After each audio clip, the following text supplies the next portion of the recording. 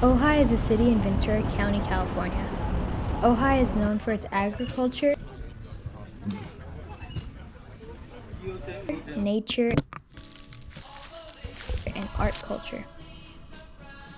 The name Ojai originates from the Ventureño Chumash word Ojai, meaning moon. Ojai was officially incorporated as a city on August 5, 1921.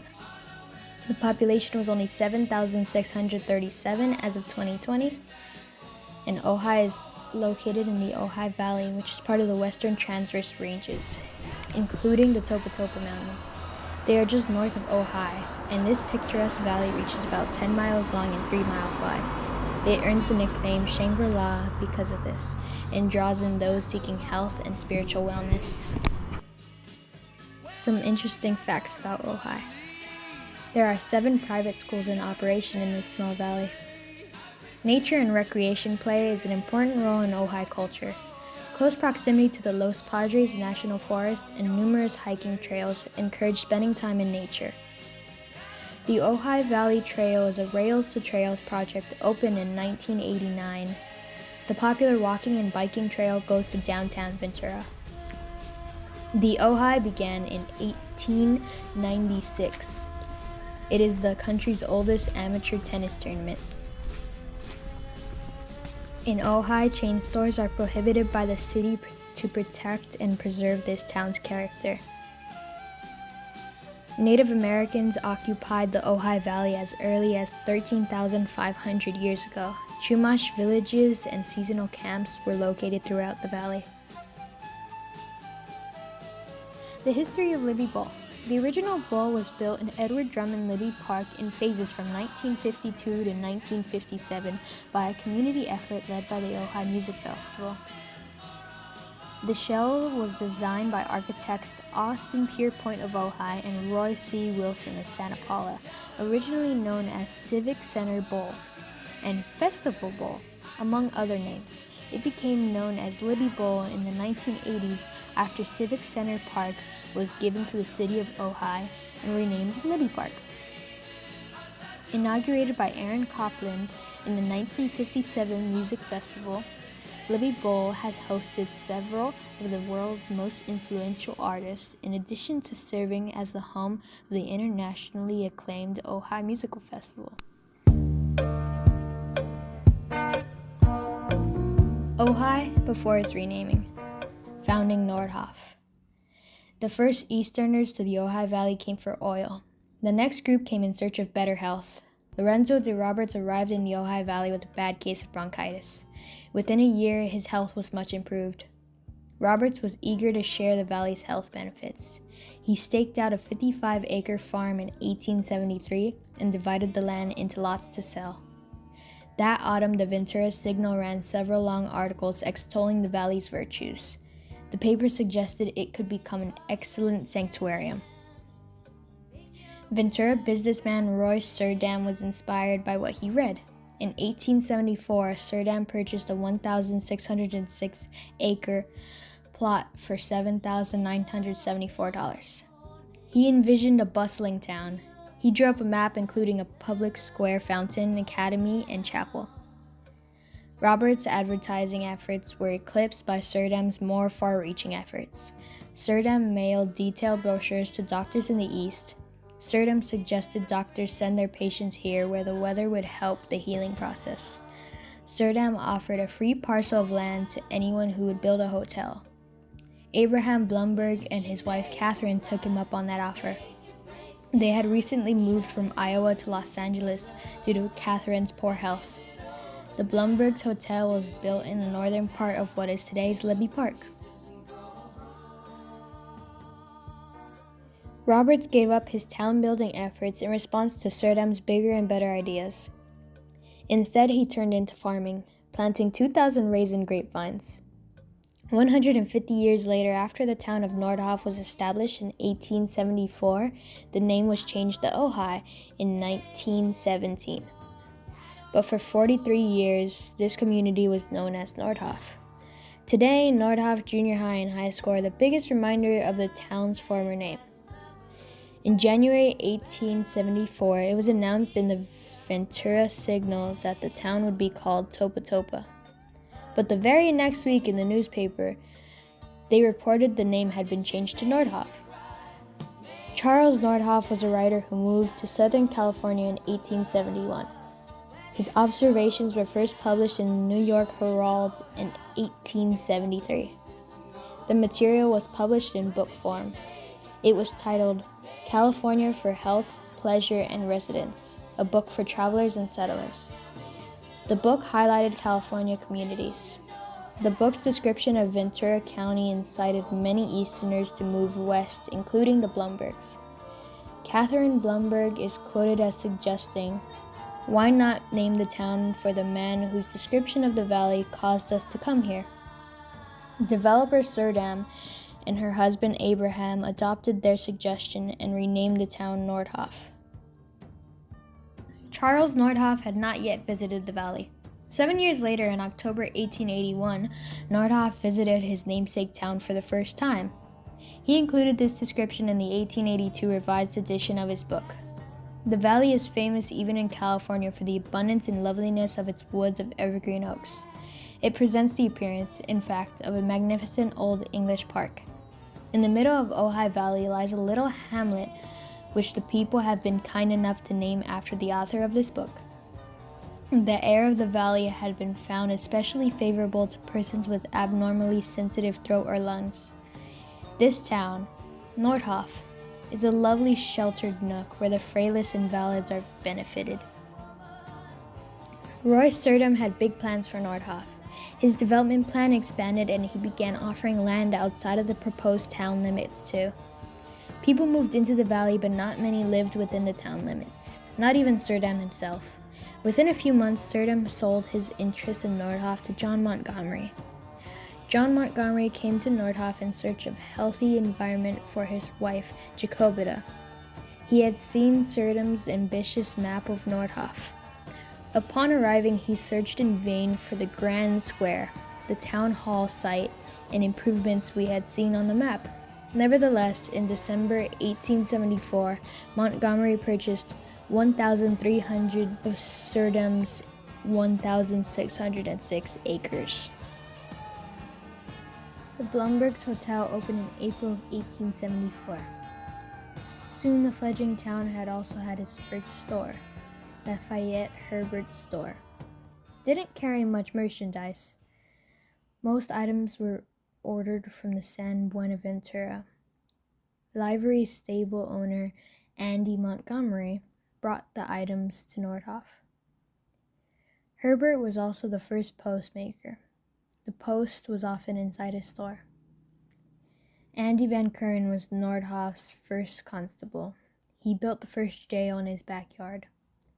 It was windowless, with 2 cells. He was also the undertaker and stored coffins in the jail more often than prisoners.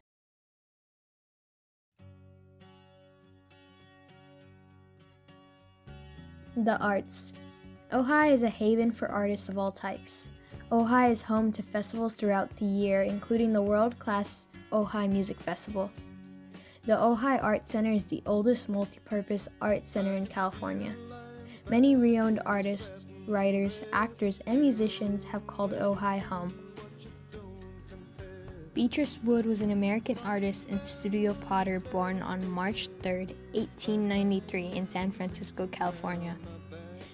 She was known as the Mama of Dada due to her involvement with the Dada community and her close association with Marcel Duchamp. Wood's early life was marked by privilege and rebellion against societal expectations. Her parents were wealthy socialites, and after the San Francisco earthquake of 1906, the family moved to New York. Despite her parents' opposition, Wood pursued a career of the arts, studying painting in Paris at the Académie Julian and acting in the Comédie Française.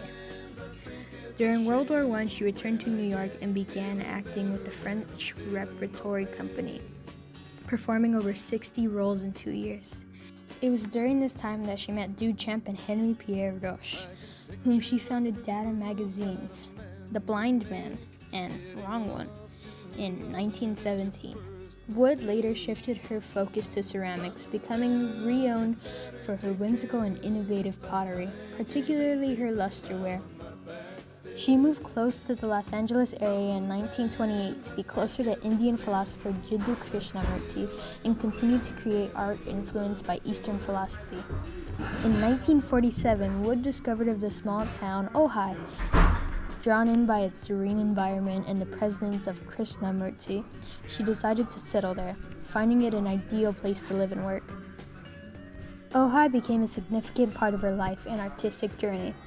Wood's home and studio in Ojai became a hub for creativity, where she continued to produce her unique ceramics and hosted gatherings with artists, philosophers, and friends. Her work often reflected the tranquility and inspiration she found in Ojai's natural beauty.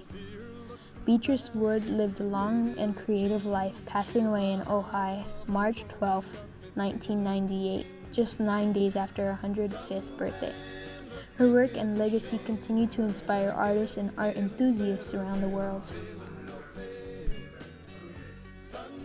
Jiddu Krishnamurti was born in South India in 1895. His father was a theosophist who worked in the Society's Ojai, India headquarters. When he was 13, Jiddu's quote-unquote aura was noted and he was identified as the prophesied Messiah. The Theosophical Society president Annie Besant adopted Jiddu and his younger brother Nityananda.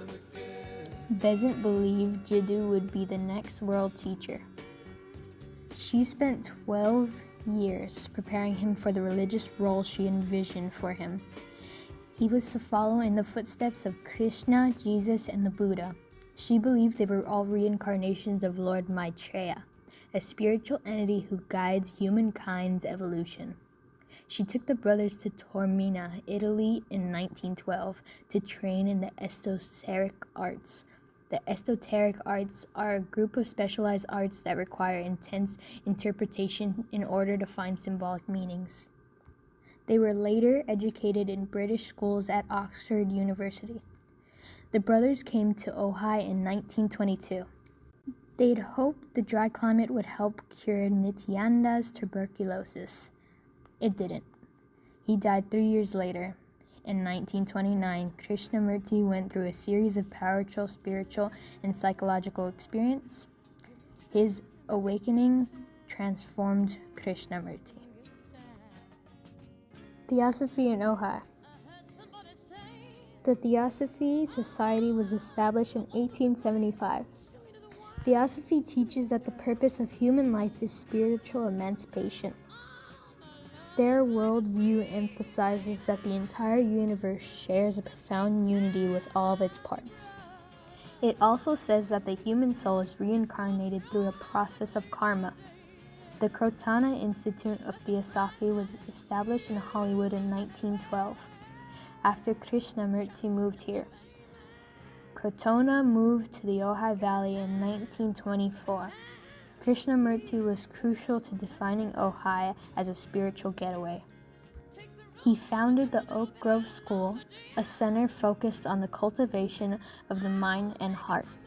This attracted people and increased Ojai's reputation as a sanctuary for the mind.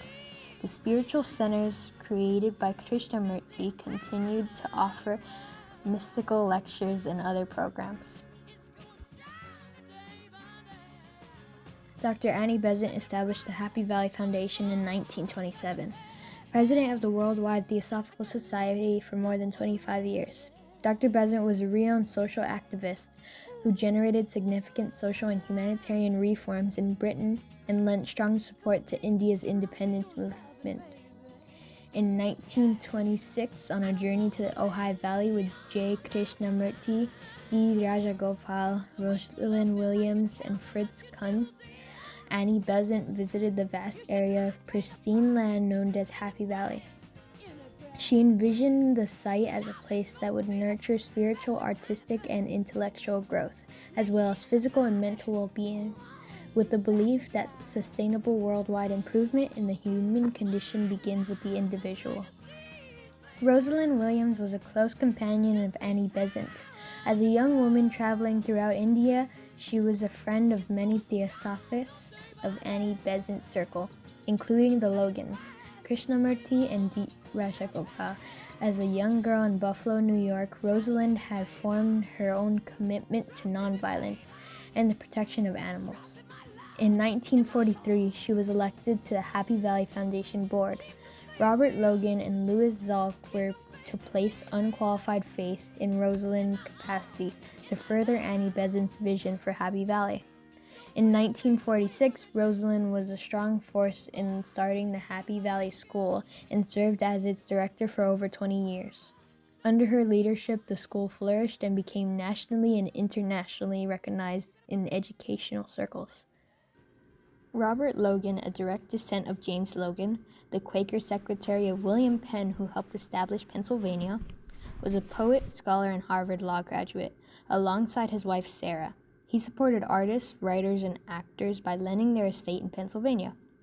As a close associate of Annie Besant, Robert played a crucial role in acquiring Happy Valley and founded Happy Valley Foundation in 1927. 20 years later, he and his friend Louis Zalk financially secured the foundation, leading to the establishment of the Happy Valley School. J. Krishnamurti had severed his ties with Theosophy and preferred no formal affiliation with any group during this time that the Happy Valley Foundation was created. However, his close relationship with all the members of the Happy Valley Foundation and with later founders of the Happy Valley School made him a vital voice in the philosophy structure of the school. D. Rajagopal was a young protege of Annie Besant, with an advanced law degree from Cambridge University, always behind-the-scenes person. Rajagopal combined his organizational talents with the philosophical idealism he shared with all the Happy Valley School. Later, he established the still-growing Annie Besant Scholarship Fund.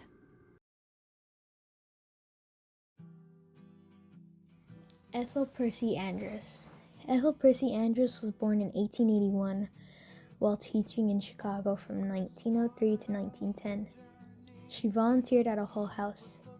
The settlement house worked to improve the lives of poor immigrants, especially women. She eventually moved to California. In 1916, she became principal of Lincoln High School in Los Angeles. After retirement, Andrus volunteered in the local Retired Teachers Association. She monitored living conditions as their director of welfare. The idea for NRTA and later AARP was born when she met a retired teacher living in a chicken coop.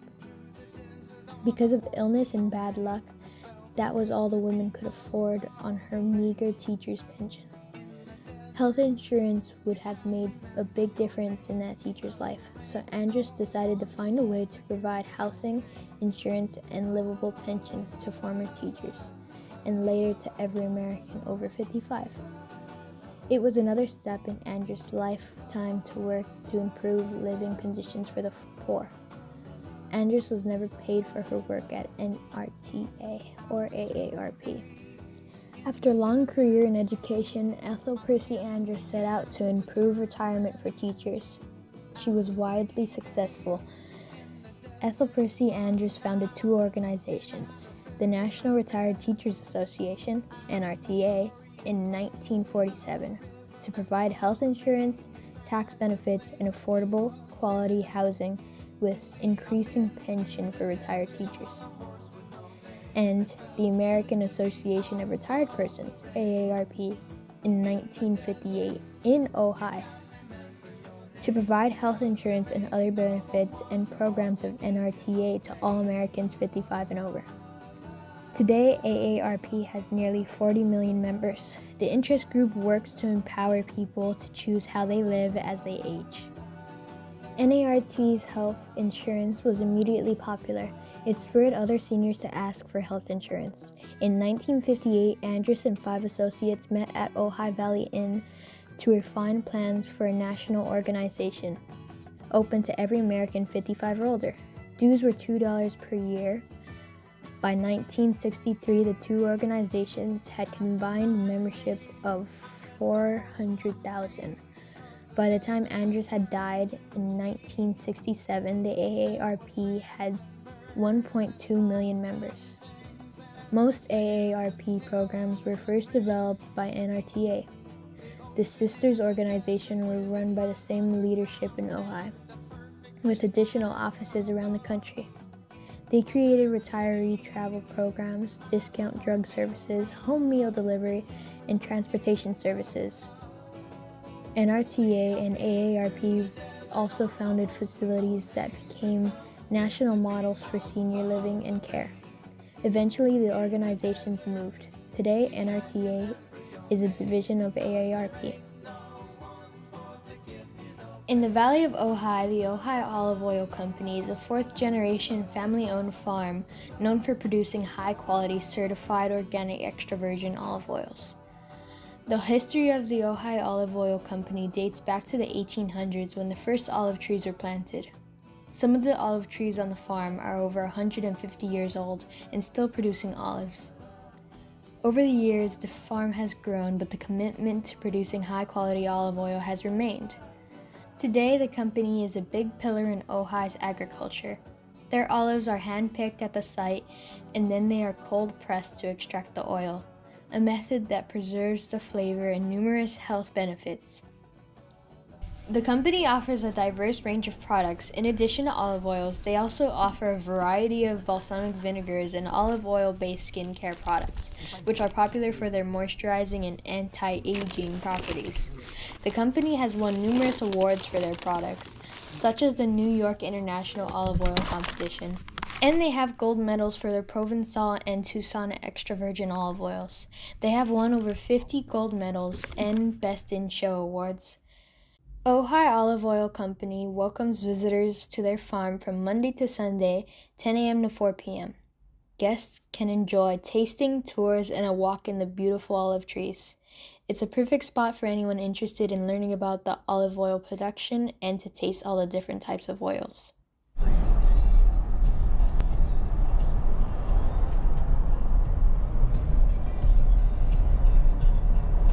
That's so random and it's pretty.